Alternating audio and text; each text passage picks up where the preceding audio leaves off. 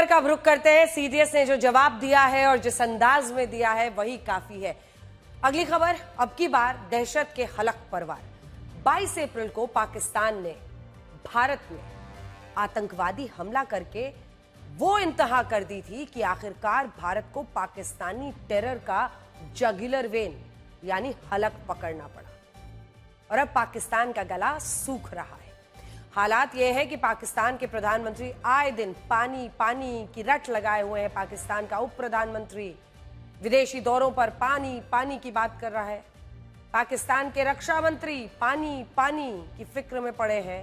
यहां तक कि विदेशों के दौरे पर गए पाकिस्तान के प्रतिनिधि दलों के नेता, मंत्री, सांसद सभी पानी पानी की रट लगाए हुए हैं।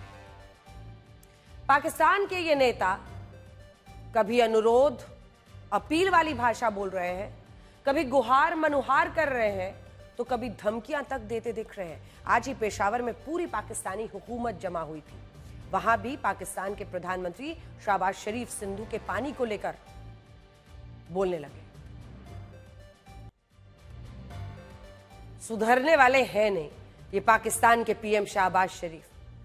पख्तूनों को पाकिस्तान की फौज इंसान तक नहीं समझती। आज पानी की फिक्र ने शहबाज शरीफ और जनरल मुनीर को उन्हीं पख्तूनों के ग्रैंड जिरगा में गुहार लगाने के लिए मजबूर किया है। इस गुहार मनुहार की वजह क्या है, जरा आपको बताते हैं। कहानी यह है कि 22 अप्रैल 2025 तक पाकिस्तान को सिंधु झेलम चिनाब का 80% और रावी सतलज व्यास का 20% पानी बेधड़क मिल रहा था। लेकिन अब हिंदुस्तान की जमीन से बहने वाला ये दजला अफरात वाली सुविधा पाकिस्तानियों को नहीं मिल रही। पाकिस्तान की ओर सिंधु झेलम चिनाब में कभी पानी कम हो जा रहा है, कभी हद से ज्यादा आ जा रहा है और इससे परेशान होकर पाकिस्तान में सिंधु झेलम चिनाब के पानी की बंदरबाट करने वाली नियामक संस्था इंडस रिवर सिस्टम अथॉरिटी ने पाकिस्तानी मीडिया के सामने अपना दुखड़ा रोया है।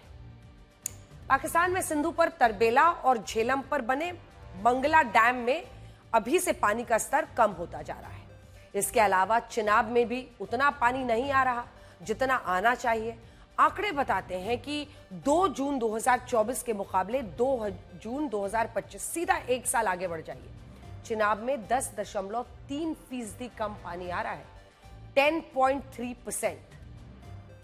अब देखिए, आंकड़ों के मुताबिक पिछले 2 दिनों में चिनाब नदी के बहाव घटकर 91,000 क्यूसेक तक हो गया है। दरअसल पाकिस्तान में पानी की आपूर्ति के 2 बड़े डैम तरबेला और मंगला ही है। सिंधु नदी पर तरबेला है और झेलम नदी पर मंगला। इन दोनों डैम में पानी के स्तर पर पाकिस्तान की खास निगरानी तब से शुरू हुई जब से भारत ने सिंधु जल समझौते को ठंडे बस्ते में डाल दिया, सस्पेंडेड। पाकिस्तान बता रहा है कि झेलम नदी पर बने जिस मंगला डैम को 30 जून तक 80% तक भर लेना था, वो अभी डेड लेवल के आसपास पहुंच चुका है। 2 जून के आंकड़े बताते हैं कि मंगला डैम अपने 1050 फीट के डेड लेवल से थोड़ा ही ऊपर, मतलब जो डेड लेवल होता है बिल्कुल उससे थोड़ा ही ऊपर 1163 फीट है। और सिंधु नदी पर बना तरबेला डैम, ये देखिए, झेलम पर हम बता रहे हैं आपको मंगला डैम, अब तरबेला डैम देखिए जो कि 1402 फीट से थोड़ा ऊपर, मतलब जो डेड लेवल है उससे समझ लीजिए कि आप मुश्किल से 74 फीट ऊपर। ये तो हालत है। उधर पाकिस्तान के रिवर इनपुट मॉनिटरिंग स्टेशंस आंकड़े दे रहे हैं कि भारत की ओर से पानी छोड़ने में मनमर्जी की जा रही है, क्योंकि रविवार के मुकाबले सोमवार को पानी का फ्लो 3% घटा, जबकि मांग 8% अधिक हो गई। लबोलुआब यह है कि पाकिस्तान में पानी को लेकर त्राहिमाम मचना शुरू हो गया। ऐसा क्यों हो रहा है? क्योंकि एक तो भारत ने सिंधु जल समझौते के तहत मिलने वाला इफरात पानी कंट्रोल कर लिया है। भारत कभी अपने डैम साफ कर रहा है, कभी उसे दोबारा से भर रहा है। पाकिस्तान की नदियों में इससे पानी का फ्लो गड़बड़ हो गया है। ऊपर से पाकिस्तान पर कुदरत भी कहर बरपा रहा है, क्योंकि पाकिस्तान में मौजूद 13,000 ग्लेशियर्स में भी पानी तेजी से कम हो रहा है। क्लाइमेट चेंज का असर पाकिस्तान पर इतनी तेजी और इतने गंभीर तरीके से हुआ है कि आज पाकिस्तान पानी के घोर संकट के मुहाने पर खड़ा है। आंकड़े बताते हैं कि पाकिस्तान में पानी की उपलब्धता तेजी से घट रही है। बारिश और बर्फ पिघलने से सिर्फ मिलने वाला जो पानी था वो 7 दशकों में 70% तक कम हो गया है। 17% नीचे 7 ईयर्स में, 7 दशक में। पिछले 70 साल में पाकिस्तान में पर कैपिटा पानी की उपलब्धता भी 70% कम हो गई है। हालात ये है कि per capita global water scarcity limit जो है वो 1000 क्यूबिक मीटर की है, ताकि पाकिस्तान में जो पर कैपिटा 1017 क्यूबिक मीटर पानी ही उपलब्ध है।